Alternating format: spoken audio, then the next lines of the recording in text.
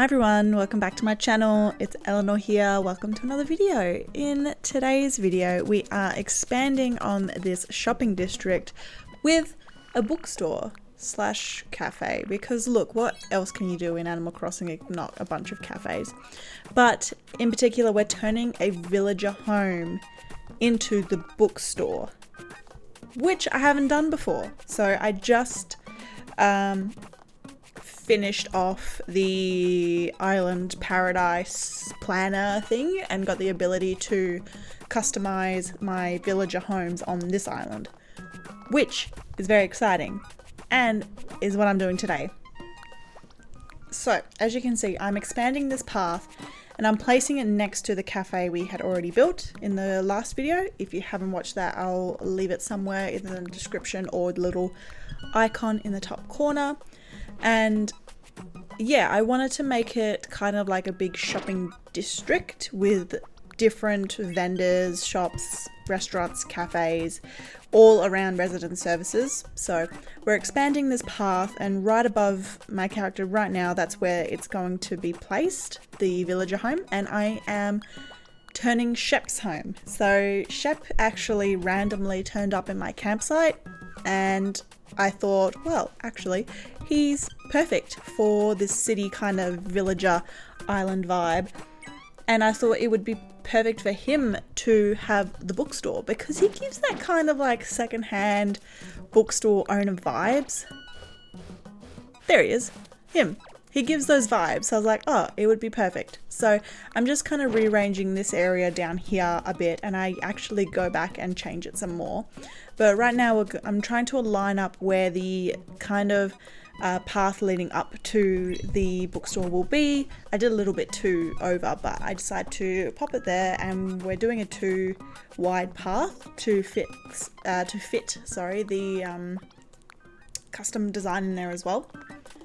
I absolutely love this design. I put it in the description on the last video, but I'll include it in this description as well. I just love the colors. I feel like it's very, I don't know, it's just one of my favorite patterns I've found so far. So right now I'm just trying to line up perfectly the entrances, so they're kind of the same amount of tiles leading up to them, just so they look symmetrical. And then I'm mapping out the area right now. And I was, what am I doing? Yep, just laying some more pathing, which is easy. And then I'm going to afterwards lay the dirt path to kind of go around the full area.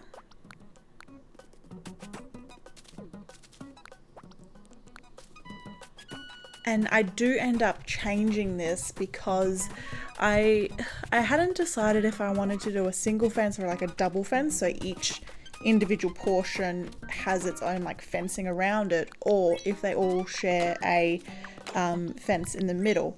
And laying it out, I didn't like how they kind of group like that. You see the little group in the middle? Didn't like that at all. So what I decided to do, excuse me, is I just extended the actual area one over, so it just uses that joint fencing in the middle rather than doing two sides of fencing. I might change it later on.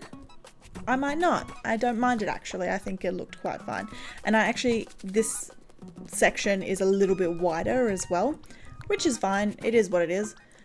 So right here I'm putting up this the light pole with the banners, and I found these on Instagram actually. I'll try and find the code below, but someone made a design of those like hanging floral baskets, and you can put any kind of design you want on those flag poles, and I think it's adorable. They had a few different colors. I think I went with like a lightish blue, but they look so cute, and with the bronze textured lamp pole, it blends in so well. So if I can find the custom code, I'll put it in the description below.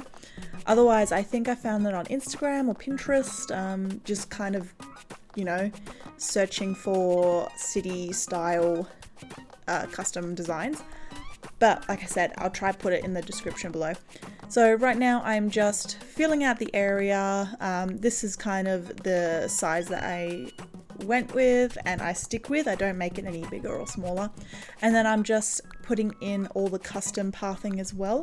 I decided with this island to put the in-game pathing underneath because I wanted it to appear on the map, and I also wanted the sound of like that cobblestone when you're walking over it.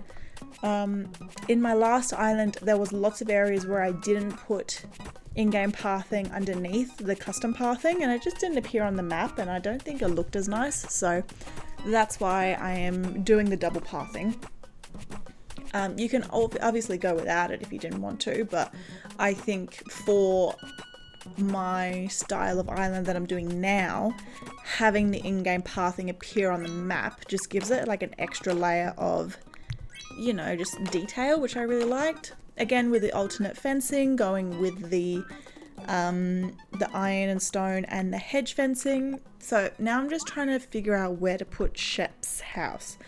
I wanted it a little bit over the pathing, but this was too much, and yeah, it took up too much space. And then what else? Oh, then I decided I actually didn't like this gap between the pathing, so I'm pushing the pathing between the places up one. And then I think towards the end of the video I do some filler beneath.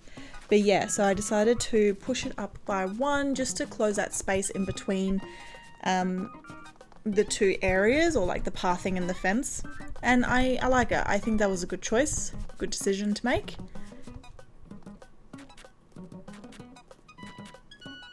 So I'm just clearing it away, and then what else do I do? Yeah, clear it away, and then I'll fill in the path right above it as well. I hope you've all been enjoying these videos. I've had a lot of inspiration with this island and I'm having a lot of fun, which is always nice. Like, it's always nice to try something different and get back into the, you know, one of the reasons why I enjoy Animal Crossing so much is the creativity behind it and all the, you know, just different things that you can do. So the jungle island was really fun to do, but towards the end I was like, okay, I'm not quite sure what to do next or where to take this. So I'm really glad that I decided to create a new island and move on to some exciting things. So yeah, right now I'm just finishing up this pathing, and then I think I go in here and put that light dirt path as like a barrier. And I think I put the scooter and the bike back there as well. And in front of all the places I've put like this little fire hydrant, and I thought it was like a cute little touch, just to make it a little bit different. It's like each section has its own water supply. They've all got their own, you know, lamp and everything like that. Again, I put the matching lamp in front of there as well. Yeah, and I put the bicycle and the scooter out front, kind of like parking, I guess. Not that many villages obviously use this, but alright, and back to trying to decide where Shep's house would be. I didn't want it to be actually that far to the left, so this is not where I ended up putting it. I think one more, yeah, this is kind of where I ended up placing it. I do go in and fill in that pathing once it's actually moved, but I think that was a good choice. I like the spot. You can add a little bit of fencing either side. Yeah, and for the back of this area, I decided to just stick with the iron fencing on the back wall, or back section.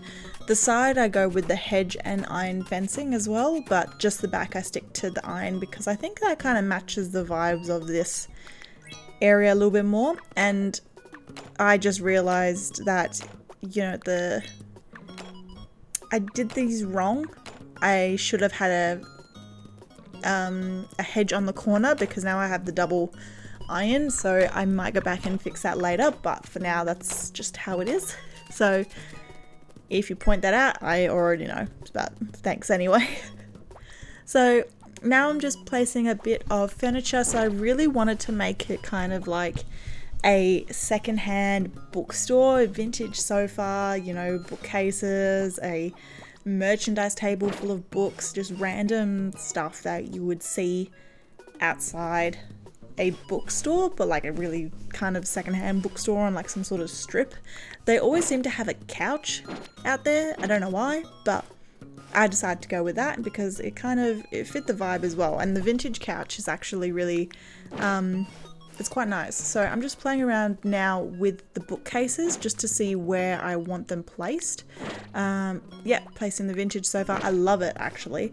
And I wanted to add some of these plant partitions as well just to break up the area as well. The next day. Alright, and we're back at the next day. I just skipped forward a day to change, to have the house moved there, just so I could finish off the pathing. And then I also place a kind of like a store sign. I made it custom with the jazz sort of image because I thought that would kind of fit the vibe.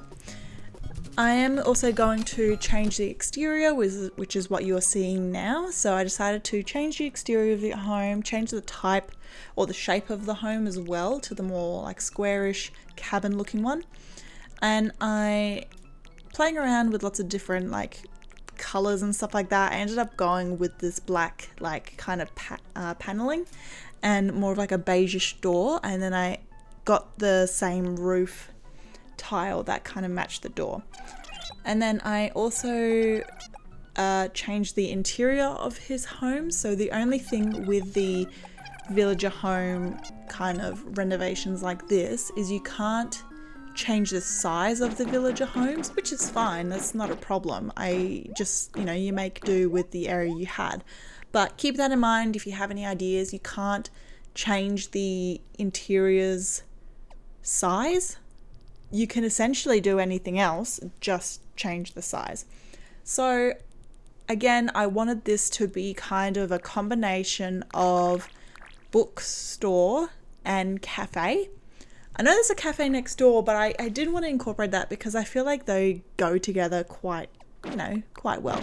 So I changed the wallpaper to this like bookshelf wallpaper, changed it to some nice dark wooden floors and this blue rug.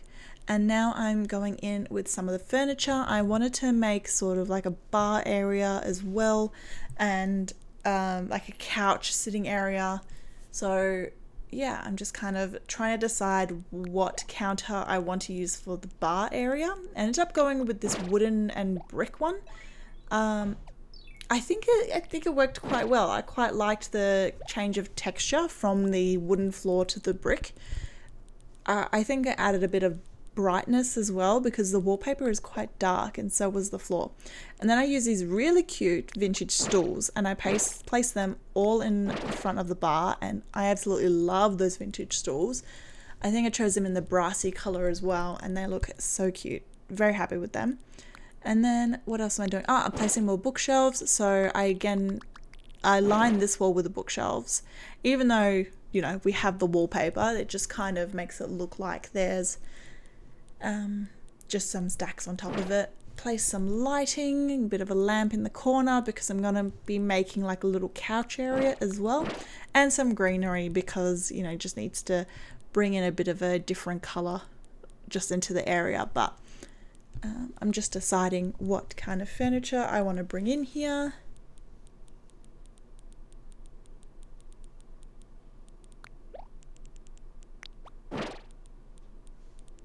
I also add quite a few of these smaller accessories like misc items, stuff like that. So the coffee table, the coffee machine, the bag of coffees. Again, I use the same vintage sofa. Really like that. I like the style and I think it matches quite well.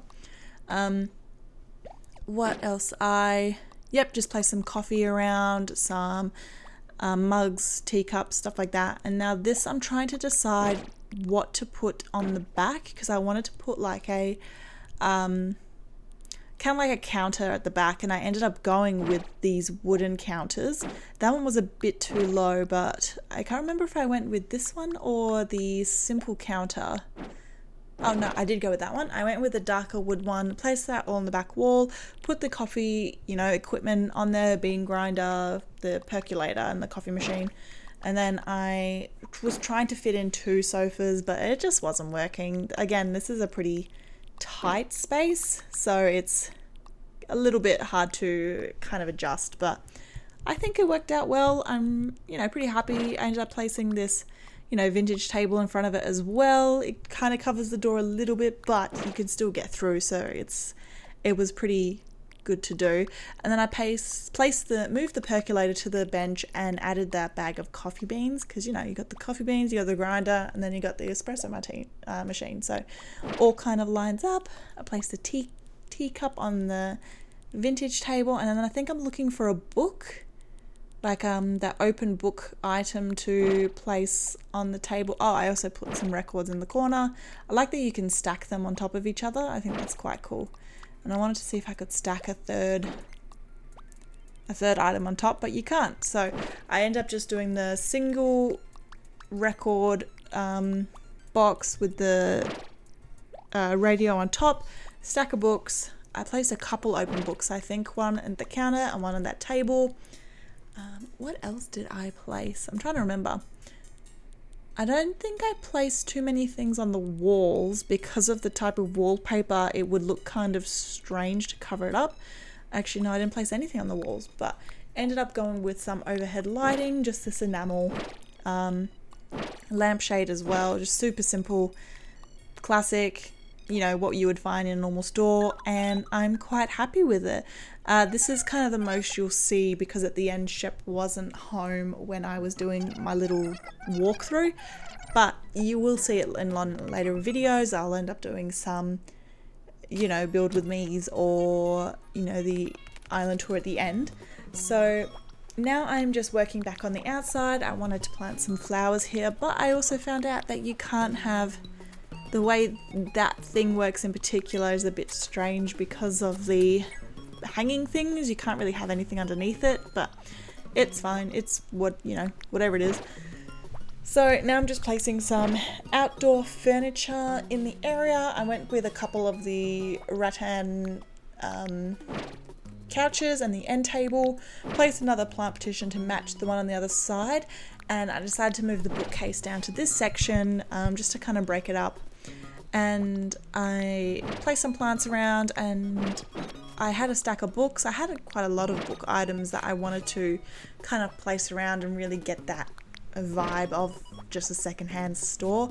I also had a trash can, which is always handy to have, especially in this style of island, I guess. So ended up placing that there, and I do end up getting some more items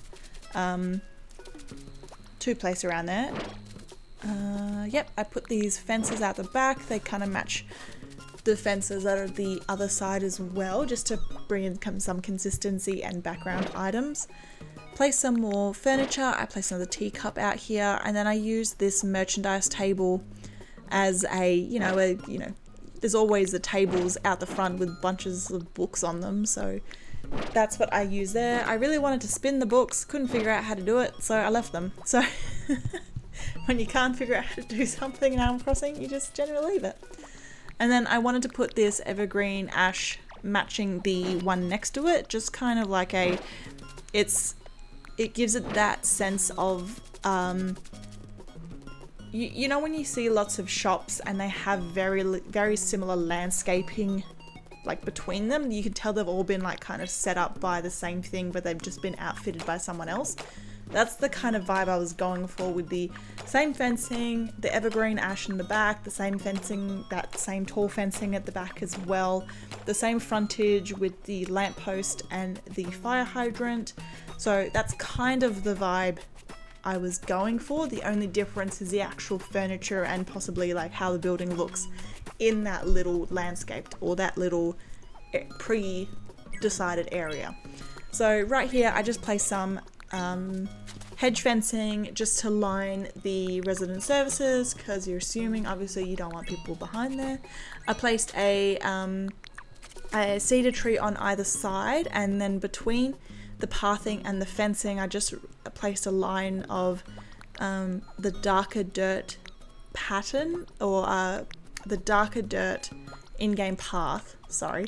And then I am alternating between the tulips and the hyacinth flowers, all in white. I've decided to stick mainly to white flowers for this, purely because I feel like they kind of fit the vibe, and this is kind of it. This is the finished product, so really happy with how this turned out. It's my little outdoor secondhand bookstore. That's Shep's house once it's been renovated, so I think it definitely suits the area a lot better than what the previous design looked like. Yeah, very happy. As you can see, yep, he's not home, but we'll eventually see it in a future video, hopefully. But yeah, I think I could definitely add more stuff to this over time, definitely fill it out with more, maybe some more merchandise tables and some more books, but overall super happy with how it turned out. I hope you all enjoyed watching this video. Really excited to what I'm going to do with the rest of the island. This is only like video 2, but yeah, thank you so much for watching, and I'll see you in the next one.